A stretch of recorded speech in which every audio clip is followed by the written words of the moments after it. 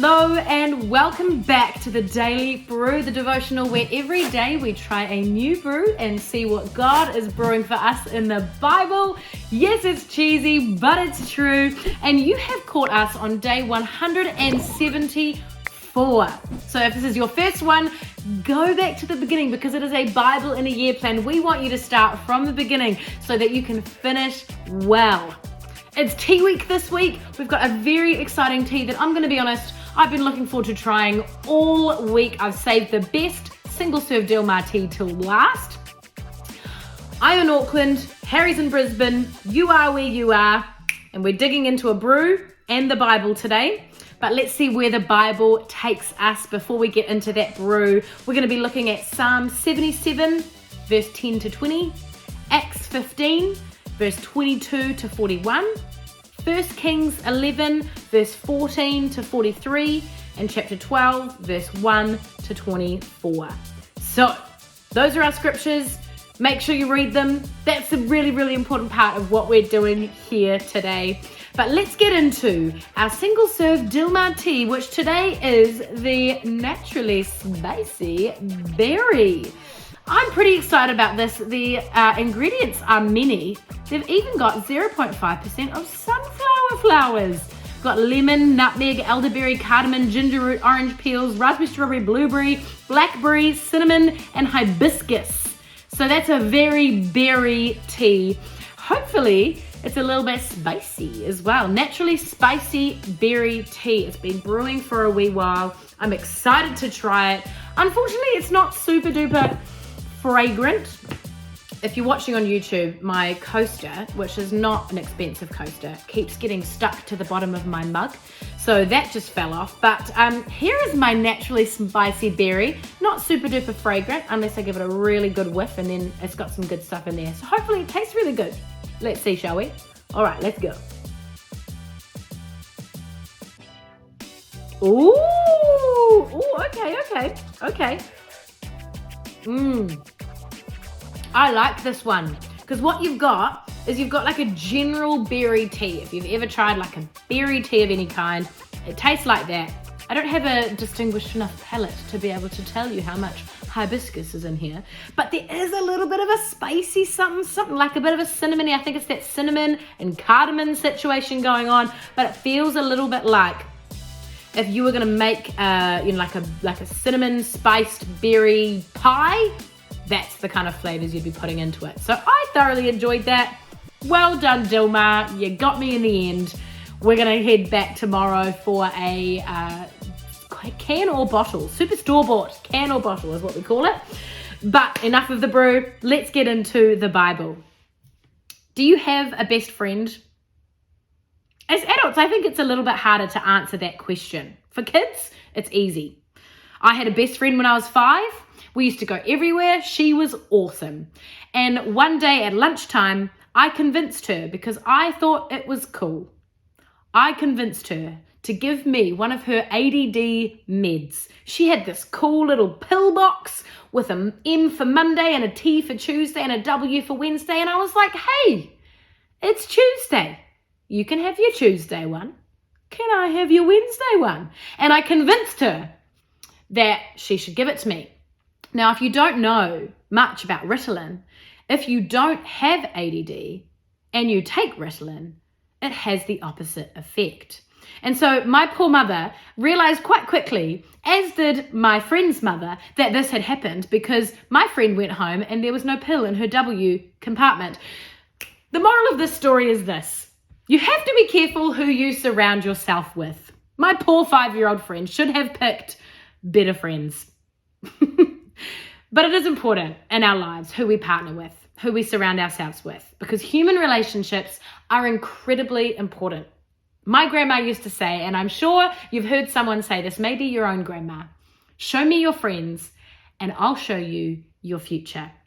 Because the reality is that you do become like the people you hang out with.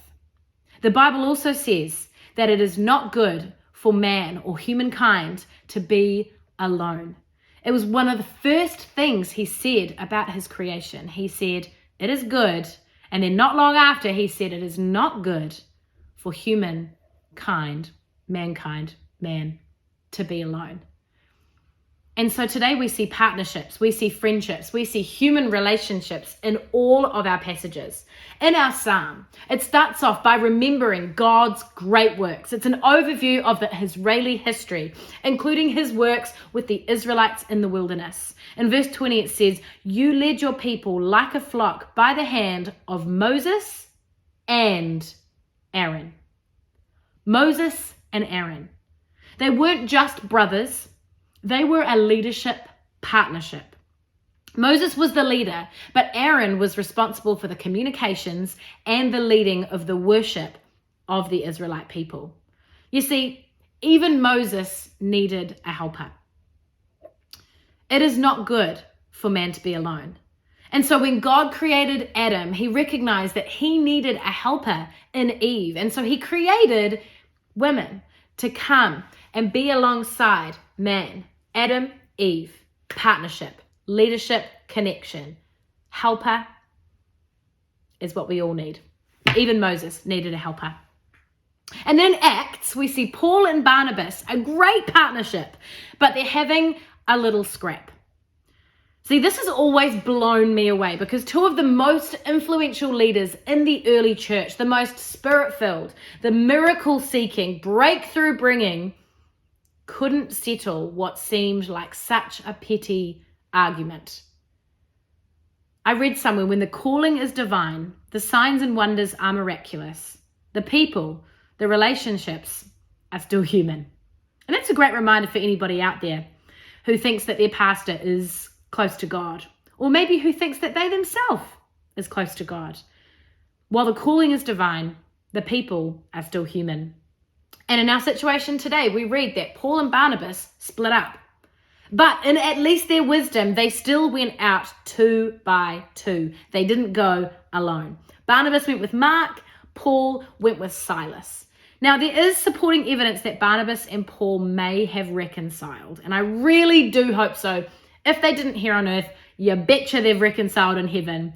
But it is a good reminder today to guard your friendships, guard those partnerships, and make sure that it's not something petty that drives you apart. Because we see in 1 Kings that there was nothing but bad relationships happening. Solomon had his adversary Hadad, and then he had his adversary Rezon, and then he had his adversary Jeroboam. And Jeroboam was a really serious adversary. Rehoboam, his own son, Solomon's son, ended up inheriting a bit of a mess, but then made it worse with his people that he had surrounded himself with. And this was the one that led to a separation of Israel. Jeroboam, Solomon's nemesis at the end of his life, became the one who led most of the Israelite people because of a decision that Rehoboam had made to follow unwise counsel.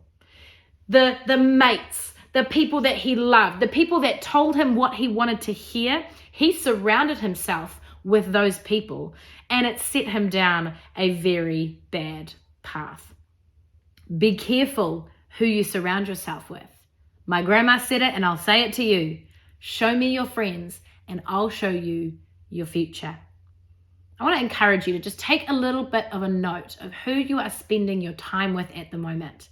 I'm not saying if there's somebody in your life that's not necessarily, bringing you all the joy, that you have to cut them out, because that's not what we do as Christians. We actually do come around people who need the encouragement and the support and the love. But don't let those people who are dragging you away from God, away from his purposes, away from a life that is pleasing to God, don't let those people have the biggest voice in your life. Don't let those people be the people that you spend the most time with. Be careful when you choose your true friends, when you choose your partners in life, in work, and in relationship, that you are choosing good partners, because human relationships are very important. Siri just wanting to talk to me here on my iPad. All right, time for verse of the day. Psalm 77. It says, I will remember the deeds of the Lord. Yes, I will remember your miracles of long ago. Now remember, in the context of this psalm, we read it a couple of days ago. where the psalmist couldn't connect with God. Where are you, God?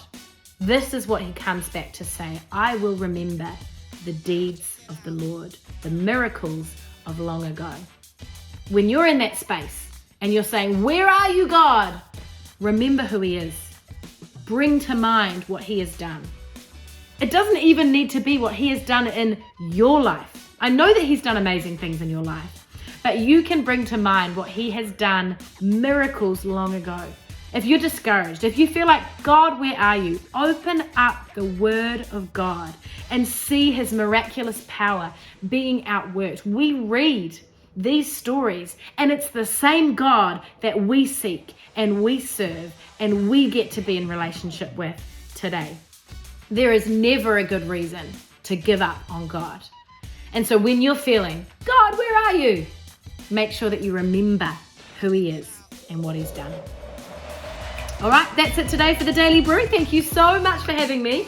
I hope that you're encouraged to pursue a depth of relationship with those who enrich your life and make you better, encourage you in your faith and encourage you in your ministry. If it's the start of your day, have a wonderful day. If it's the end of your day, good night, sleep tight, and we'll see you here tomorrow for a store-bought super can or bottle and day 175 of the Daily Brew.